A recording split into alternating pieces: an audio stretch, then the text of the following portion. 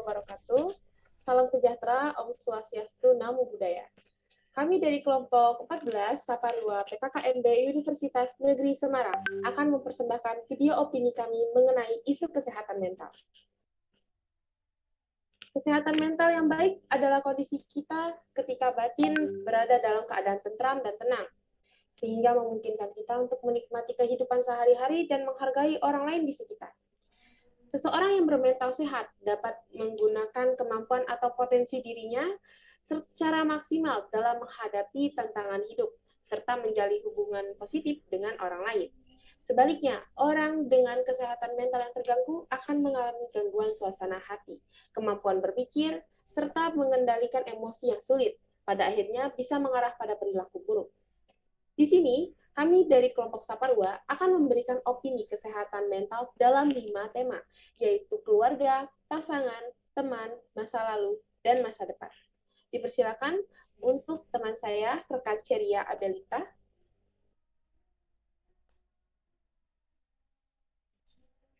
Terima kasih Fani untuk pembukaannya. Di sini kita mulai dari materi yang pertama, yaitu materi keluarga. Di sini kita bakal denger nih dari teman-teman kita, apa sih kesehatan mental mengenai keluarga. Pertama kita panggil Rizka. Halo Rizka, boleh perkenalan Halo. dulu? Oke, perkenalkan nama aku Rizka Arumarata Solihah. Aku dari Prodi Pendidikan Matematika. Oke, di sini aku bakal menyampaikan opini tentang topiknya keluarga dengan emosi, kesehatan mental yang dialami anak disebabkan tuntutan orang tua yang terlalu keras. Oke, untuk MC boleh langsung dimulai nih. Ya, boleh. Boleh dijelaskan nih menurut Rizka, kesehatan mental tentang keluarga nih apa gitu ya? Oke, sebelumnya kalau kita ngomongin tentang keluarga nih, sebagian orang bakal mikir kalau keluarga adalah tempat yang paling utama di mana kita merasakan kasih sayang, kenyamanan, tempat untuk berkeluh kesah, kita bisa merasakan aman dan nyaman tentunya yang nggak bisa kita dapetin dimanapun. Tapi bagi sebagian orang juga keluarga adalah sebuah penjara. Kenapa kayak gitu? Karena di dalam suatu hubungan keluarga, menurut aku itu selain kasih sayang yang diberikan, ada satu hal yang tidak kalah penting yang tidak boleh kita hilangkan, yaitu komunikasi. Nah, kurangnya komunikasi ini di antara keluarga bisa menyebabkan berbagai masalah loh. Salah satunya itu tadi, seorang anak yang merasa dirinya itu dituntut orang tua untuk melakukan sesuatu yang bukan keinginan mereka sendiri, sehingga ia itu merasa tertekan kayak gitu. Nah, hal ini jika dibiarkan tentu akan mengganggu kesehatan mental anak tersebut. Padahal bisa aja kan orang tua mereka itu mau untuk bertanya, mau untuk berkomunikasi dengan anaknya, sehingga anaknya itu bisa menceritakan apa sih keinginan mereka. Jadi kita tuh masing-masing saling tahu gitu. Nah, hal ini masih banyak disepelekan oleh orang-orang di sekitar kita yang tentu saja tidak bisa kita abaikan begitu saja. Kadang orang tua hanya memikirkan kesehatan fisik anaknya dibandingkan kesehatan mentalnya kayak gitu. Biasanya tuh orang tua yang penting anak aku sehat, yang penting anakku nggak pilek, nggak batuk kayak gitu. Padahal anak juga memiliki kesehatan mental yang harus mereka pikirkan juga gitu. Sama pentingnya dengan kesehatan fisik kayak gitu. Mungkin opini aku cukup sekian, bakal dilanjutin sama teman aku yang lain. Terima kasih. Oke, terima kasih Rizka buat opininya. Selanjutnya ada Berta nih. Halo Berta, boleh perkenalan dulu nggak nih? Halo, nama aku Firta Martian dari Fakultas Ilmu Pendidikan. Aku akan melanjutkan opini dari Rizka. Kesehatan mental ataupun pola pikir pada seseorang itu tergantung pola asuh bagaimana keluarga memberikan didikannya. Untuk itu dibutuhkan peran keluarga dalam mensejahterakan kesehatan mental remaja. Di antara peran keluarga yang dimaksud adalah peran melindungi, mendampingi, dan memberikan rasa nyaman, menjalin komunikasi interaktif, serta menciptakan pola pengasuhan yang mendukung pertumbuhan dan perkembangan jiwa yang sehat. Didikan yang terlalu menuntut dapat membuat seseorang menjadi pribadi yang keras kepala dan cenderung tidak bisa mengekspresikan rasa yang ada pada diri mereka. Karena mereka tidak diberi ruang untuk menyampaikan pendapat mereka. Mereka hanya dipersilahkan melakukan apa yang mereka inginkan. Pada dasarnya, seiring berjalannya waktu, pola pikir seseorang akan ikut berkembang. Dapat dilihat juga generasi Z yang cenderung lebih aware terhadap kesehatan mental dan lebih open-minded dengan suatu hal beda dengan generasi sebelum-sebelumnya yang sangat keras dan baku. Itu saja opini dari saya. Sekian. Mungkin akan dilanjutkan oleh teman saya. Terima kasih. Oke, makasih Berta buat opininya. Selanjutnya ada Ahmad nih. Halo Ahmad. Ya, halo. Oh iya, boleh perkenalan dulu ya Ahmad. Oke, perkenalkan. Nama saya Ahmad Yusuf Haryanto, dan saya dari Prodi Pendidikan Kewarganegaraan. Dan saya akan menjelaskan opini saya tentang kesehatan mental yang berada dalam lingkup keluarga. Jadi begini, keluarga merupakan sistem terkecil dalam sistem sosial tersebut. Jadi mengapa kok kita bisa melandaskan bahwa keluarga itu hal yang terpenting? Dalam hari ini, keluarga merupakan tempat pertumbuhan dan perkembangan seseorang. Jadi segala kebutuhan fisik maupun psikis ada dalam keluarga. Jadi sebagai seorang anak, kita patut ya menentukan jalannya sendiri tanpa harus ada pemaksaan oleh orang tua. Dan kebanyakan orang tua menginginkan anak tersebut sukses, tapi kebanyakan juga orang tua kurang memikirkan tentang apa itu yang diinginkan oleh anaknya tersebut. Jadi maka dari itu pentinglah bagi orang tua untuk saling berkomunikasi. Jadi saya melanjutkan opini sebelumnya ini tentang komunikasi. Jadi keluarga tetap sebagai tempat berkeluh kesah, bercerita maupun semuanya untuk saling memahami ya. Keluarga merupakan tempat untuk kita bercerita, untuk kita saling curhat begitu. Mungkin itu doang opini dari saya. Saya kembalikan ke moderator. Terima kasih. Oke, terima kasih Ahmad buat opininya. Sekarang kita beralih ke Wahid. Halo Wahid. Halo Kak. Oh iya, boleh perkenalan dulu Wahid? Oke, boleh. Jadi langsung samain aja ya, opini aja ya. Oke, sebelumnya saya ingin mengucapkan terima kasih buat moderator dan terima kasih buat Kak Rizka, Kak Berta, dan Mas Ahmad atas opininya. Nama saya Wajib dengan Matematika, singkat saja. Jadi saya pengen memberikan kesimpulan. Karena pada intinya gini, keluarga itu adalah tempat awal kita mengenal namanya dunia, namanya komunikasi, namanya juga perasaan. Tapi sayangnya dari keluarga itu kita tahulah, nggak semua keluarga itu bisa mencetak anaknya agar siap untuk berada di lingkungan gitu. Nah, ada yang tuntutan orang tua yang terlalu tinggi. Kadang orang tua juga memberikan saran yang kurang cocok dengan zamannya gitu. Jadi saran-sarannya di zaman dahulu akan terus diinikan tanpa melihat perkembangannya di zaman. Nah, di sini tapi perlu digarisbawahi pada dasarnya keluarga itu selalu ingin memberikan yang terbaik untuk diri kalian gitu, untuk diri saya juga gitu. Keluarga itu ingin memberikan sesuatu yang terbaik, cuma kemungkinan caranya yang salah gitu. Jadi diharapkan depannya buat orang tua ataupun keluarga ataupun diri kalian harus menyesuaikan diri lah dengan keadaan supaya bisa ini. Jadi jaga kesehatan mental kalian. Sekian dari saya. Terima kasih. Ya, terima kasih Wahid buat opininya. Nah, itu tadi beberapa opini tentang keluarga dari teman-teman kita. Variatif sekali ya, gitu kan. Tapi di sini kita juga punya tema yang pastinya nggak akan kalah variatif juga, yaitu tema pasangan. Kita mulai dari Aulia. Halo Aulia. Aulia. Boleh dimulai dari aku nggak? Soalnya Aulianya udah nggak ada di top. Oh iya, maaf. Kita mulai dari Fauzia ya berarti? Iya benar. Iya, boleh perkenalan dulu. Iya. Ya, sebelumnya nama aku Fauzia Gina, kalian bisa panggil aku Gina, dari Prodi Pendidikan Seni Rupa Fakultas Bahasa dan Seni. Nah, di sini aku mau nyampaikan opini aku tentang pasangan, dalam peran pasangan di dalam mental health. Nah, menurut aku itu pasangan itu tuh bisa jadi sebuah sesosok yang bisa jadi toksik dalam mental health kita, teman-teman.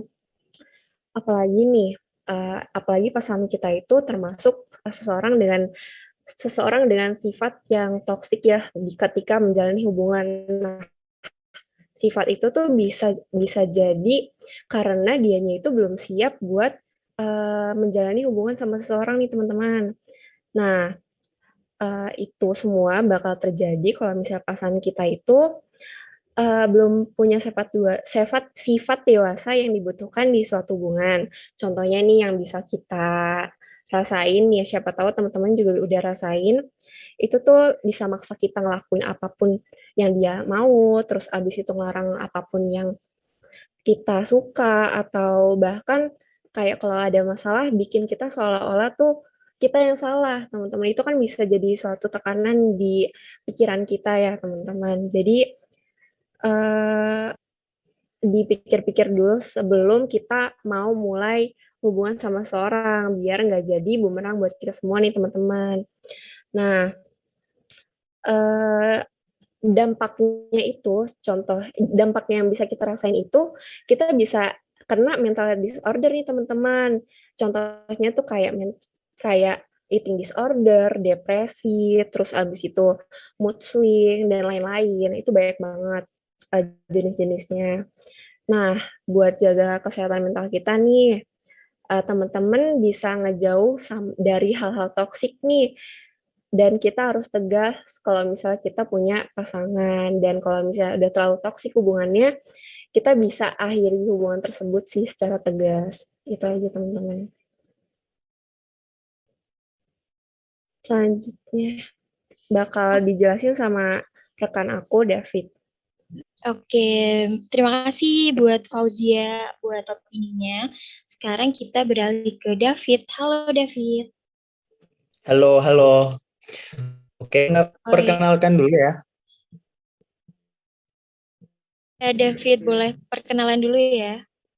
Oke, perkenalkan nama saya David Fage Alvarezi dari Prodi Politik dan Kewarganegaraan dari Ilmu Sosial. Pasangan dalam mental health itu sangat penting ya, teman-teman. Jadi, pasangan itu bisa menjadi support system bagi kita untuk menunjang produktivitas kita. Contohnya, ketika kita lagi malas-malas belajar, tapi kita menemukan partner yang cocok, itu menjadi alasan kita untuk meningkatkan produktivitas kita, meningkatkan kualitas belajar kita. Jadi yang mulainya mungkin kayak males-malesan, tidak semangat dalam melakukan aktivitas, terus kita mempunyai support system yang baik, maka kita akan lebih produktivitas kita menjadi lebih meningkat gitu. Dan semisal kita ada masalah juga, kalau kita mempunyai pasangan yang tepat juga, kita juga bakal terbebani gitu. Kita bisa curhat ke pasangan kita seperti itu. Jadi pasangan itu sangat penting bagi kesehatan mental kita. Mungkin sekian dari saya. Oke, terima kasih David. Terima kasih juga buat kelompok pasangan, buat opini-opininya. Sekarang kita beralih ke tema yang gak kalah penting nih. Tema teman gitu kan. Kesehatan mental menurut teman-teman ini gimana sih buat lingkungan pertemanan gitu kan. Kita boleh ke Syahatani. Halo Syahatani.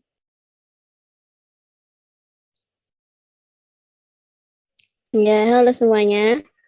Jadi, ya, boleh perkenalan dulu ya, Syahatani. Oh ya. Ya, saya Syaharani dari Fakultas Ilmu Pendidikan. Di sini saya akan menjelaskan tentang teman ya. Jadi teman itu apa sih? Teman itu adalah seseorang yang bisa melihat sisi terlemah kita. Ia bisa menerima kita apa adanya tanpa perlu melihat atribut kita, entah itu profesi atau apa yang kita miliki. Nah, baru-baru ini tuh banyak gitu yang melakukan bullying terhadap teman kan. Eh, jadi ada sebuah studi menyatakan bahwa anak yang mendapat bullying dari teman sebayanya memiliki lebih banyak masalah di masa depan. Hal itu diduga karena dampak bullying teman sebaya kepada anak bisa menghasilkan efek psikologis yang jauh lebih buruk. Itu artinya dampak bullying pada anak dapat berujung pada masalah kesehatan mental serius yang dapat terus berlangsung hingga ia dewasa. Jadi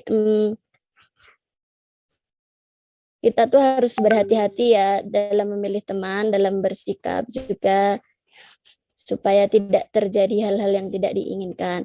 Dampak kasus bullying itu bagi korbannya adalah gangguan mental, mulai dari sensitif, rasa marah yang meluap-luap, depresi, rendah diri, cemas, kualitas tidur.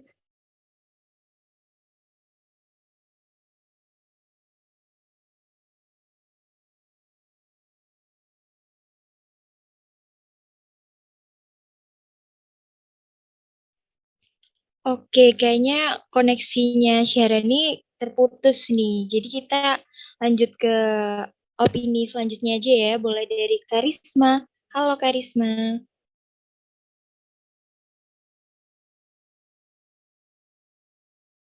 Karisma ada nggak ya?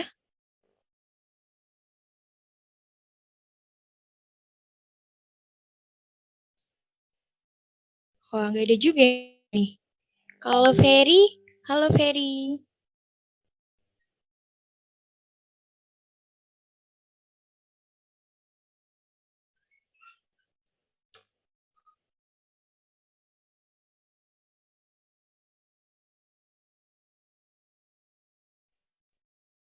Ferry juga nggak ada ya? Halo Ferry.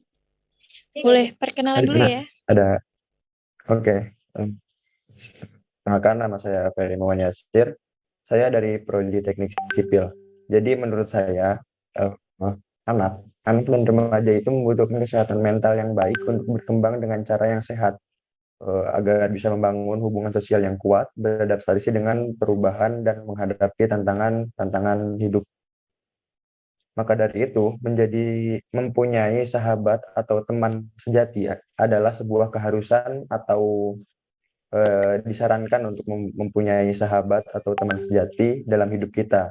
Tidak hanya sebagai tempat berbagi cerita saat suka dan duka, tapi teman atau sahabat juga bisa berdampak baik terhadap kesehatan mental kita. Bahkan ada beberapa peneliti baru-baru ini menemukan bahwa pertemanan atau persahabatan yang kental saat remaja dapat membantu menjaga kesehatan mental yang baik saat dewasa kelak. Studi yang dimuat dalam jurnal Child Development remaja yang memiliki persahabatan akrab cenderung ada beberapa ciri orang yang mempunyai kesehatan mental yang dia dan lebih positif tentang diri mereka sendiri dan dapat menikmati hidup. Terus bisa bangkit kembali dari kekesalan dan kekecewaan. Terus yang terakhir ada memiliki hubungan yang lebih sehat dengan keluarga dan teman. Kayaknya dari saya cukup sekian, bisa dilanjutkan oleh teman saya yang lain. Makasih. Oke, makasih Ferry buat opininya. Sekarang kita beralih ke Jeta. Halo Jeta. Halo teman-teman.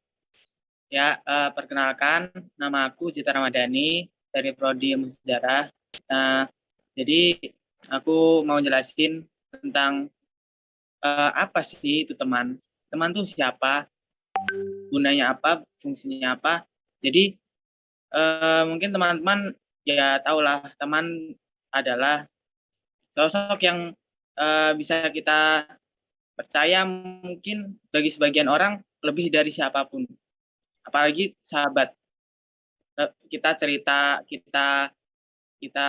tentang masalah-masalah kita yang ada di keluarga atau pasangan, itu lebih kita lebih prefer cerita untuk ke sahabat kita gitu.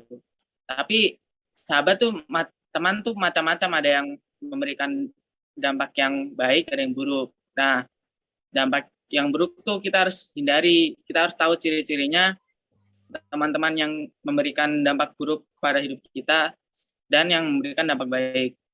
Jadi ciri-cirinya mungkin teman-teman bisa tahu lah, misalkan kalau misalkan yang buruk kita tahu dia mudah aja, kita misalkan mau cerita apa gini-gini, terus dia malah memperburuk keadaan. Sebaliknya yang teman yang baik adalah yang memberikan kita. Ya, sekian dari saya. Iya, terima kasih buat ini macam-macam banget ya. Sekarang kita beralih ke tema masa lalu nih. Pasti banyak ya teman-teman yang punya opini nih tentang masa lalu. Kita mulai dari Lydia dulu nih. Halo Lydia. Halo Sherry. Halo. Iya. Halo, boleh perkenalan dulu nih Lydia. Pertama-tama itu ya, mulai dari Shani dulu apa? Soalnya udah dibagi. Oh, mau mulai dari ya, Fani. Fani dulu, oke boleh. Ya. Halo Fani. Ya, boleh perkenalan dulu ya Fani. Halo. Halo, aku Shani Nita Sulfani Sandat dari Prodi Geografi, Fakultas Ilmu Sosial. Jadi di sini aku bakal jelasin soal mental health dari masa lalu. Oke. Masa lalu merupakan hal yang tidak pernah lepas dari kehidupan setiap manusia.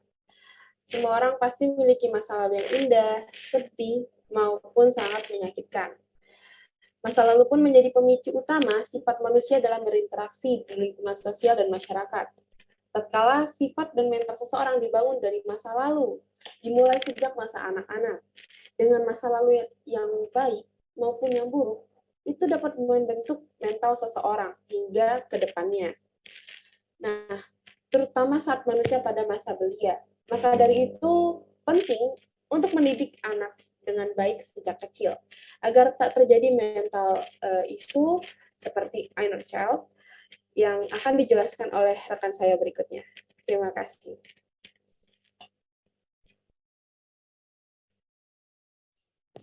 Oke, selanjutnya Lydia nih. Halo Lydia. Halo. Ya, boleh perkenalan dulu ya Lydia. Sebelumnya kenalin, nama aku Abdul Lydia, biasa dipanggil Lydia. Aku dari Prodi Geografi. Inner child itu sisi kepribadian seseorang yang terbentuk dari pengalaman masa kecil atau ada bagian dari diri kita saat masih anak-anak yang tertinggal. Dalam penelitian, anak dalam rentang 6-7 tahun sedang mudah mengingat dan bahkan menjadi long time memory. Jadi dalam masa tersebut, jika ada sebuah kejadian, dia akan ingat sampai dewasa. Pentingnya inner child, pentingnya kita tahu tentang inner child itu penting karena agar kita itu mudah menjadi orang yang tidak rapuh dan sensitif. Jika kita ingin benar-benar bahagia yang nyata, belajarlah untuk menerima, mengenali, dan mengolah inner child agar menjadi orang yang benar-benar bahagia. Sedikit banyak orang yang tidak sadar terhadap inner child ini. Dia tidak menyadari ada luka batin yang tersembunyi di masa kecil yang terbawa sampai dewasa, dan menjadi trauma yang bisa menyebabkan pelaku meletakkan situasi serupa terhadap orang lain. Sekian dari saya. Oke, terima kasih buat Lydia, buat opininya. Sekarang kita lanjut ke Nisrina nih. Halo Nisrina. Halo. Iya, boleh perkenalan dulu ya Nisrina. Oke. Halo, perkenalkan namaku Nisrina Amalia Rizky dari Prodi Pendidikan Bahasa Inggris, Fakultas Bahasa dan Seni. Oke, jadi di sini aku mau melanjutkan dari inner child tadi yang disampaikan Lydia ya. Oke, faktor yang mempengaruhi inner child. Yang pertama, pola asuh keluarga. Jadi, bagaimana orang tua kita menjadi role model kita gaya pengasuhan seperti apa yang diajarkan oleh orang tua kita. Yang kedua, orang-orang yang muncul di kehidupan kita terbentuk atas perilaku dan interaksi kita dengan orang-orang tersebut. Contoh inner child. Contoh positif ya. Contoh positifnya, seorang pernah dipuji pada masa kecilnya, yang itu memicu kita untuk berprestasi sampai dewasa. Untuk yang negatifnya, seseorang yang di masa kecilnya sering dipukuli, yang membuat ketika dia dewasa melakukan hal yang sama seperti yang dialami kepada orang lain. Dan ini untuk peringatan aja. Jadi tidak semua inner child itu 100% sama, masing-masing mempunyai feedback yang berbeda-beda.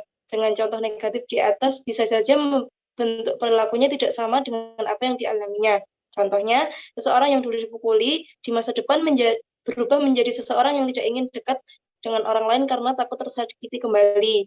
Nah, untuk cara mengatasinya, yang pertama, bisa mindfulness. Yang kedua, sadari kalau setiap orang punya inner child. Untuk yang ketiga, coba mengobrol dengan diri sendiri, dengan kenangan masa kecil. Hadirkan emosi masa kecil kita, dan berdamailah. Oke, sekian itu dulu opini dari aku. Terima kasih. Oke, makasih Nisrina buat opininya. Sekarang kita lanjut ke Jaka nih. Halo Jaka. Halo. Langsung aja ya. Ya, perkenalan dulu dong. Oke, kenalin aku Jaka Putra Ramajati dari Prodi Geografi Fakultas Ilmu Sosial. Nah, jadi menurut aku mengenai kejadian traumatik di masa lalu yang mengakibatkan gangguan kesehatan mental itu merupakan suatu hal yang harus kita perhatikan secara bersama-sama. Karena apa? Karena gangguan kesehatan mental akibat masa lalu ini sangat berpengaruh terhadap karir seseorang di masa depan. Apalagi kita sebagai seorang remaja, apabila kita mengalami masalah traumatik di masa lalu, tentu akan mempengaruhi perkembangan kita menuju tahap dewasa. Dan apabila kita memiliki masalah tersebut, bisa saja perkembangan diri kita tidak maksimal seperti apa yang kita inginkan.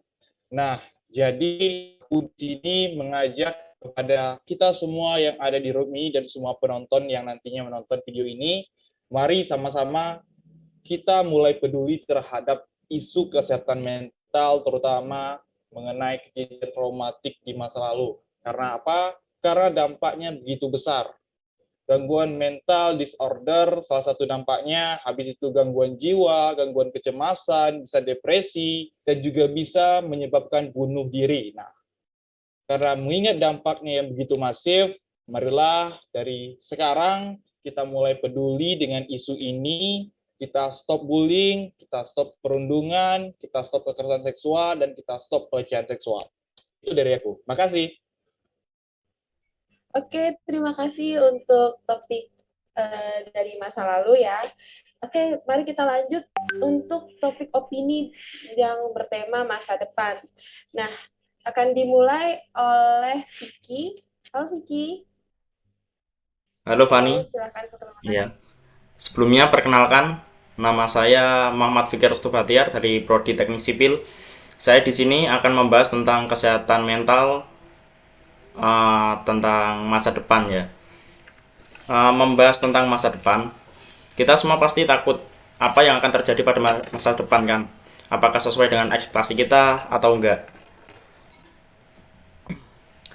Dan juga kalau kita ini habis lulus kuliah, itu kan pusing gitu. Misal mau kerja di mana, bingung, ini bisa kerja ke sini atau enggak, bisa sesuai dengan ekspektasi kita sebelumnya atau enggak, bisa ingin kerja di sini, ingin kerja di situ, ya kan?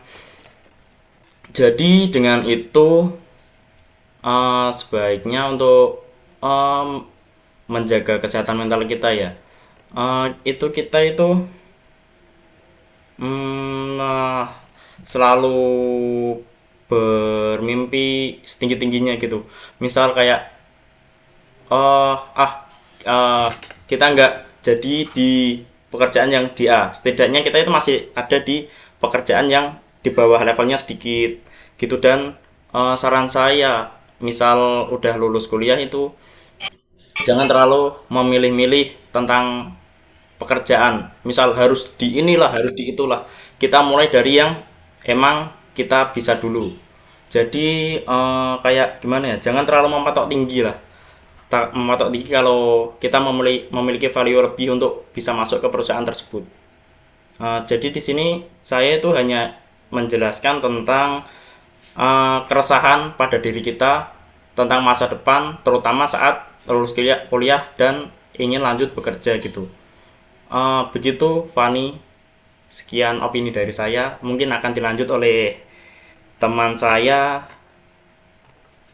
Terima kasih. Oke, terima kasih Vicky. Oke, dilanjut sama Ali Viko. Halo Ali. Oke, halo. Halo, perkenalkan nama saya. Ada kan suaranya kan? Ada. Halo, perkenalkan nama saya Viko di panggilan Suku. Saya dari program studi farmasi. Di sini saya mau melanjutkan pembahasan tadi. Tapi saya mau mengkerucutkan. Saya mau bicara tentang kiat-kiat untuk tadi kan dibicarakan tentang kalau misalkan lulus kuliah tuh jangan milih-milih. Nah itu kan turunannya itu nanti bakal ke tuntutan sosial. Jadi cara untuk tidak mengikuti menjaga kesehatan mental itu dengan tidak mengikuti tuntutan sosial. Nah, cara-caranya yang pertama tuh sebenarnya beranilah untuk mengatakan yang ingin dan tidak ingin kamu lakukan. Jadi contohnya misalkan lulus kuliah harus kerja di perusahaan A yang prestis gitu, karena yang lain juga perusahaan bekerja di sana.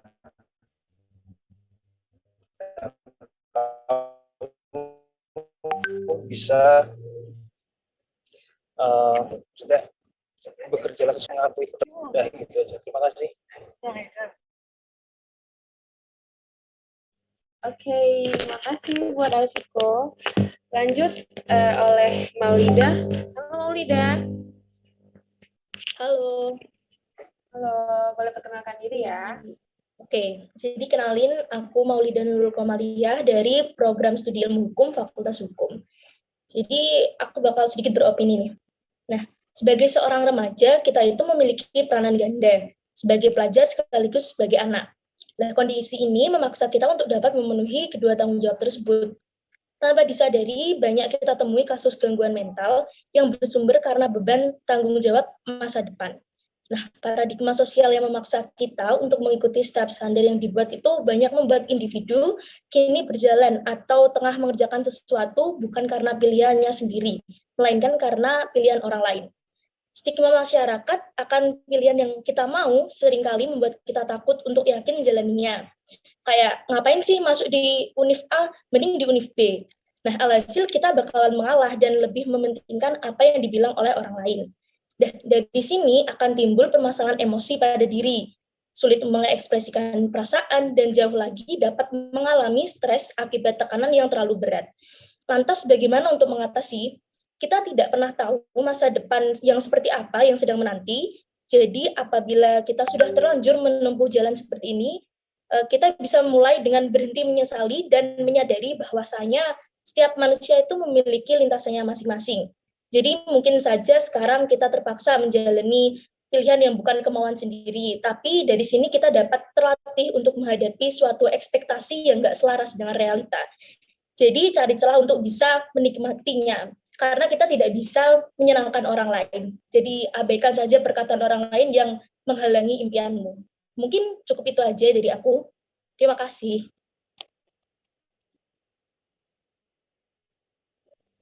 Oke, terima kasih buat Maulida. Oke, dilanjut terakhir oleh Ceria. Silakan Ceria.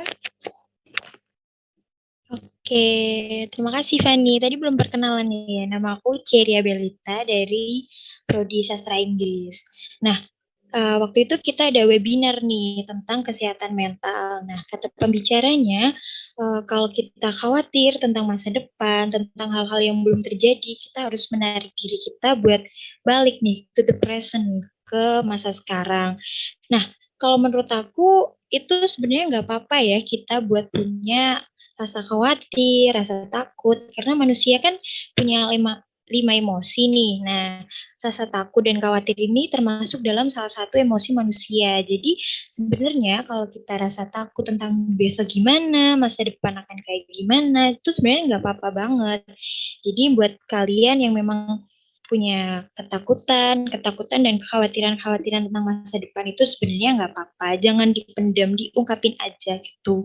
Jadi jangan nyakitin diri sendiri buat terus memendam rasa takut sama khawatir tentang masa depan gitu. Jadi sebenarnya rasa takut sama khawatir itu hal yang wajar, hal yang normal gitu. Itu aja sih dari aku gitu. Waktunya aku kembalikan ke Fani. Oke, makasih Ceria dan teman-teman yang lain. Kita udah di akhir acara nih, udah di akhir video kita.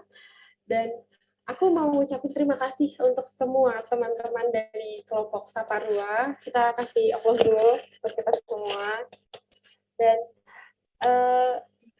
aku bakal kasih beberapa tips dan wejangan.